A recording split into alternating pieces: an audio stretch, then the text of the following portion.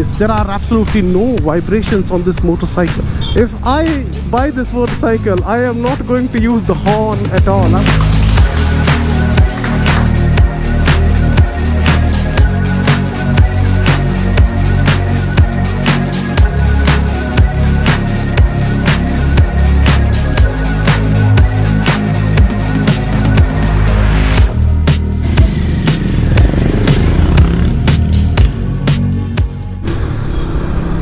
Good morning everybody, happy Sunday, happy weekend. So now we are riding the first product that is made by the joint venture of one of the world's oldest motorcycle company, that is Harley Davidson, and one of the biggest two-wheeler manufacturer of the world, Hero MotoCorp. They make like millions of motorcycles. They're selling it every other day, and man, the sound is so lovely. The exhaust note is so lovely. It's not a exact potato sound, you know, because that is associated to the big V twins that Harley Davidson makes.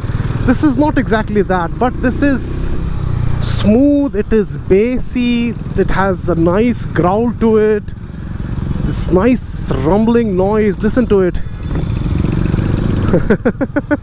You see, one thing about Harley is that it's quite popularly known that you can hear a Harley first before you can see it, and that's exactly the case with this bike. You can, I mean, the exhaust note is so engaging, and you can actually hear the bike first before you could see it.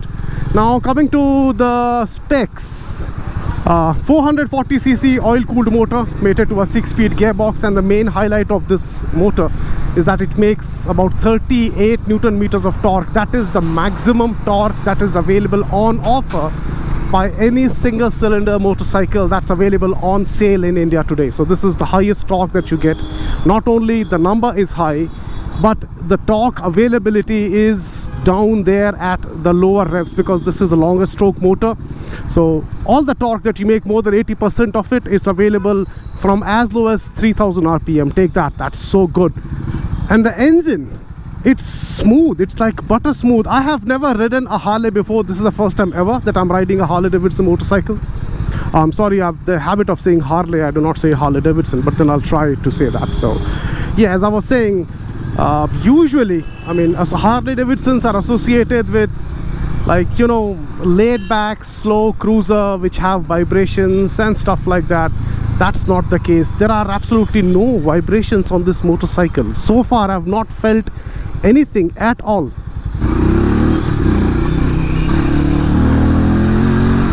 Then the way it picks up speed, it's engaging, it's really engaging. You can perhaps forget downshifting. You can be in a gear higher because the motor is producing so much torque that you can escape that, and you can still go around very easily without any problems at all. The seat is nice and comfortable. It's very plush. It's like really good seat. The suspension, again, it's designed by Hero MotoCorp. It's tuned by them, and they are the best in business when it comes to suspension tuning for Indian markets. So an upside down suspension that you're getting with this bike, it's not adjustable, but the way it is set up in stock form, that itself is really good, and I don't really see any need of adjustability with the suspension. The tires on this thing, again, they are specially developed in conjunction with Harley Davidson. These are MRFs, and they are having a very nice grip. I like the tread pattern on the tire as well. The tank, although it looks humongous, it gives the bike that big bike appeal, but then it's not so big. It's not like it's a 17-liter tank. It's like 13 liters as far as I know, but then it looks quite well. The fit and finish is really good on this. I mean, of course, there are places where the welding could have been slightly better, but yeah, that's the only sore point with this bike. Otherwise, overall, from front to rear, it doesn't matter which angle you look at it from, it looks and feels quite premium. It's not as premium as the Triumph.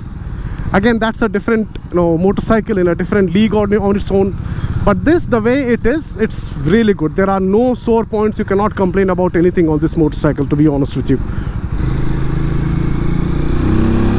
The mirrors are nice and sturdy. When you open the gas, as we are nearing near 6000 RPM, the red line, there are no vibrations. There are absolutely no vibrations to be felt on this motor. Lovely motor. This probably is one of the best sounding motorcycles that I have ridden in the last few months or years time. That too in its stock format. It's amazing. The headlight is beautifully designed, and I love the design of the turn signals as well. They're nice, small, round, quite beautiful looking turn signals, the way you would associate it with the Harley Davidson. And the switch gear, again, that's quite premium. I rode the KTM Duke 390 a couple of days back, and that had really premium switchgear feeling, and this thing is equally good. All the buttons are very well laid out. I love the fact that it has this small toggle kind of a button for SOS switch. Now we are talking about this. So this bike comes with an eSIM connectivity. You get it for free for 1 year, and then you will have to, you know, recharge that thing, whatever that is.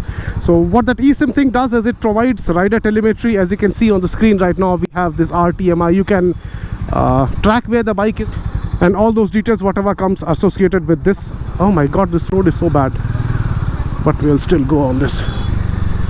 And now comes the ergonomics. So the handlebar is nice and flat and wide because it's a roadster. It's not like your regular cruiser wherein the handlebar would be laid back. So yeah, in that sense, the riding position is quite comfortable. Your knees are at a good place. You sit very comfortably, quite upright. So the handlebar gives you a sitting posture of slight aggressiveness, like we are sitting this way right now. The body is slightly leaned forward. The seat height is very manageable for everyone. You be like 5.5 feet or you be 6.5 feet. The riding dynamics, it's very good. I mean, it's not a very light motorcycle by any stretch of imagination, but then it feels so easy to play around. Look at this. You can literally push the bike almost in any kind of a gap that you see, and the bike will just go through it. It feels very light on its feet to ride. Sudden directional changes are not a problem on this thing, and the ride is lovely. I'm sorry, I'm riding it like a hooligan, and I do not usually do it, but then this is just to showcase how well this bike is set up, how good the, you know, steel trellis frame chassis is, how good the motor is, how engaging it is. Fourth gear, under 40 kilometers per hour, no issues at all. The bike just pulls out cleanly. And now we are just staring off the traffic, riding like a maniac. This is what this bike does to you. It turns you into a maniac. Seriously. You can hold a higher gear all day long. You can cruise along, no issues at all. The bike will not complain. Now comes the price, 2,69,000 for this top of the line model, in which you are getting machine cut alloy wheels. You get that machine cut finish on the engine. You are getting this matte black paint scheme. The decal on the fuel tank is 3D. And yeah, including all of that, and considering how happy this motor is, how lovely this chassis and the motor combination is, and how easily you can ride it. Look at it. It's incredible. Is it value for money? Definitely yes. It may not be something which is as thrilling as a Triumph Speed 400 maybe, because that's a different bike. That motor is sprung in a different manner. But then if you are someone who likes to cruise, you like to cruise with your passenger, you like to carry a lot of luggage, you do city duties, you do your highway runs, for everything this bike is so well made. Trust me, you are going to enjoy every bit of it, because of the way the motor delivers the power and the way the chassis holds the line, the way it handles. You are definitely going to enjoy every moment with this motorcycle. Great work, Harley Davidson. While we are standing at the traffic light, let's listen to the exhaust once.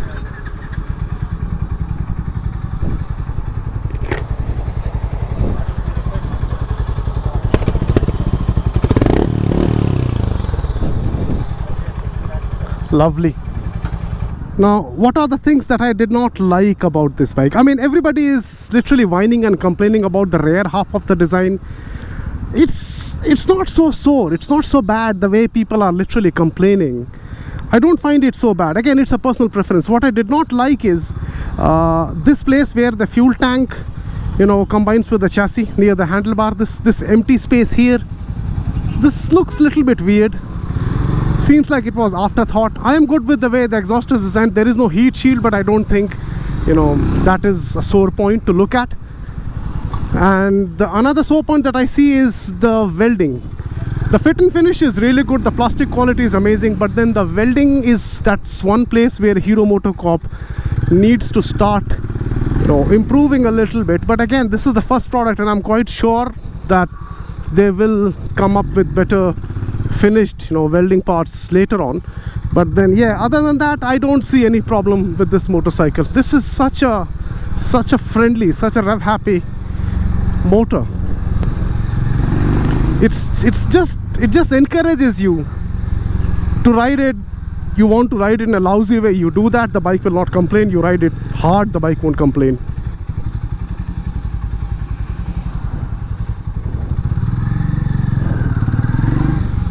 Making quick U-turns is quite easy on this thing.